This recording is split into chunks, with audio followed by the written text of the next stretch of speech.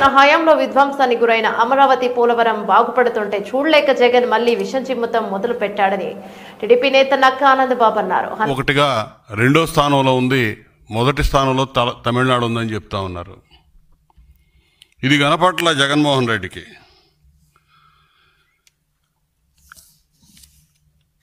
ఈరోజు ఏదో ఒక విధంగా చంద్రబాబు నాయుడు గారిని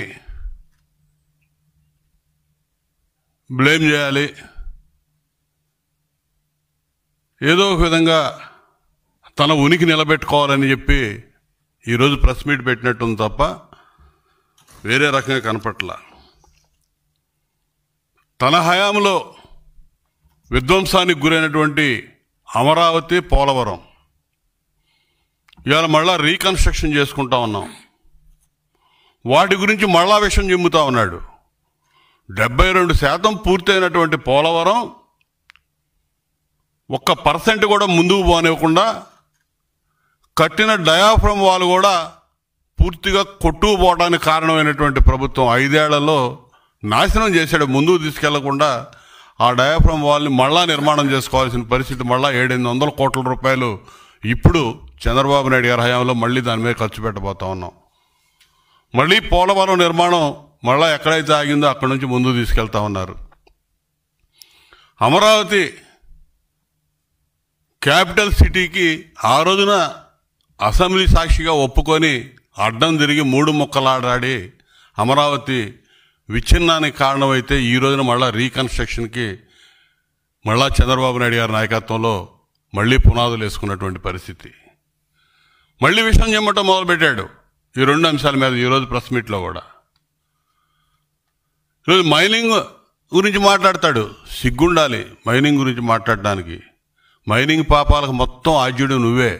మీ తండ్రి ఉన్నప్పటి నుంచి వేసావు. ఓబులాపురం మైనింగ్ దగ్గర నుంచి ఇవాళ మీ అన్నయ్య జనార్దన్ రెడ్డి జైల్లో ఉన్నాడు. దానిలో కూడా నీ పాపం ఉంది. అక్కడి నుంచి చూస్తే నీ అధికారంలోకి వచ్చినాక ఏ విధంగా ఈ రాష్ట్రంలో కొండలు, గుట్టలు, ఇసుక, గ్రానైట్, సహజ వనరులన్నీ ఏ విధంగా దోచావో ప్రజలకు తెలుసు. నాశనం చేసి వదిలిపెట్టావు ఈ రాష్ట్రాన్ని. ఇంకా సిగ్గు లేకుండా మాట్లాడుతూ ఉన్నాడు ఈరోజు ప్రెస్ మీట్లో. ఇవాళ సూపర్ 6 హామీలు అమలు కాలేదని చెప్తున్నాడు. మొదటి సంవత్సరం నువ్వేం చేసావు అధికారంలోకి వచ్చినప్పుడు? ఈరోజు చంద్రబాబు నాయుడు గారు 3,000 రూపాయలు 4,000 రూపాయలు చేసి పెన్షను మొదటి నెలలోనే ఏప్రిల్ నుంచి పెంచుతామని చెప్పి 7,000 రూపాయలు జూలై నెల 1 తారీఖు పెన్షనర్లకు అందించి ఇలా భారతదేశంలో ఒక రోల్ మోడల్గా నిలబడ్డాం. పెద్ద పెద్ద రాష్ట్రాల్లో కూడా ఇంత పెన్షన్ కోసం వెచ్చిస్తున్నటువంటి రాష్ట్రం లేదు. నువ్వు 3,000 రూపాయలు అధికారంలోకి వచ్చినప్పుడు ఇస్తానని చెప్పి, వెంటనే ఇస్తానని చెప్పి 250 అని చెప్పి పెంచుకుంటా పోయావు. ఆ విధంగా మోసం చేసావు ఆ రోజున. ఈ రోజున సూపర్ 6లో ప్రధాన భాగంగా ఉన్నటువంటి పెన్షన్ని 4,000 రూపాయలు చేసి అందిస్తున్నటువంటి ఘనత చంద్రబాబు నాయుడు గారి కూటమి ప్రభుత్వాన్ని. గ్యాస్ సిలిండర్లు, రెండో పథకంగా ఉన్నటువంటి గ్యాస్ సిలిండర్లు ఇలా 1 కోటి సిలిండర్లు మొదటి విడతలోనే అందించాం మహిళలకి. ఈరోజు వచ్చే నెలలో తల్లికి వందనం ఇస్తామని చెప్పి ముఖ్యమంత్రి గారు చెప్పడం జరిగింది. ఫేజ్డ్ మేనర్లో అన్ని కూడా చెప్పిన హామీలన్నీ అమలు చేస్తూ ఉన్నావు. నువ్వు ఈ పథకాల మీద కూడా విషం చిమ్ముతా ఉన్నావు. ఓ పక్క ఇచ్చిన హామీలన్నీ అమలు చేస్తూ వస్తూ ఉన్నావు. నువ్వు విధ్వంసానికి గురి చేసినటువంటి నిర్మాణాలు మళ్ళా పునర్నిర్మాణం చేస్తూ ఉన్నావు. పూర్తిగా కుంటుపడిపోయినటువంటి అభివృద్ధి, రోడ్లన్నీ నాశనం అయిపోయినాయి. చారిన మట్టేసిన పాపన బాల. దాదాపు 1,500 కోట్ల రూపాయలు ఖర్చు పెట్టి ఇలా R&B రోడ్లన్నీ కూడా పార్ట్ హోల్స్ కానీ ఇవన్నీ కూడా రిపేర్లు పూర్తి చేసుకొని ఇలా నడవటానికి ఆస్కారం కల్పించినటువంటి ఘనత కూడా కూటమి ప్రభుత్వాన్ని. ఇవన్నీ కనపడతా ఉన్నాయి. నీకేం అర్థం కావట్లా. ఏం చేయాలో అర్థం కాని పరిస్థితుల్లో ఇటువంటి 2.5 గంటల ప్రెస్ మీట్ ఏంటా? మాజీ ముఖ్యమంత్రి నవ్వుకుంటున్నారు జనం.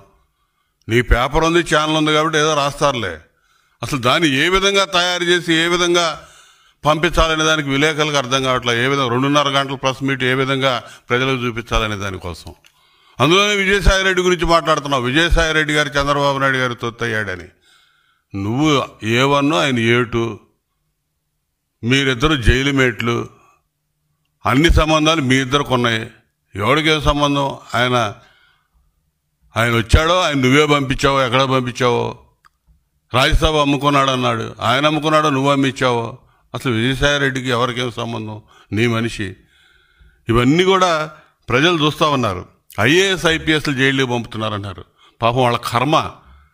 నీ తండ్రి అధికారులు ఉన్నప్పుడు నువ్వు చేసినటువంటి పాపాలకి ఐఏఎస్లు ఆ రోజు జైల్లోకి పోయారు. ఈరోజు మళ్ళీ నువ్వు అధికారంలోకి వచ్చినాక చేసినటువంటి ఈరోజు కర్మ కాదు, ఈరోజు వాళ్ళు అహంభావంతో కావాలని చేసుకున్నటువంటి పరిస్థితులు ఇవన్నీ కూడా. బుద్ధి ఉందా ఎవడకన్నా?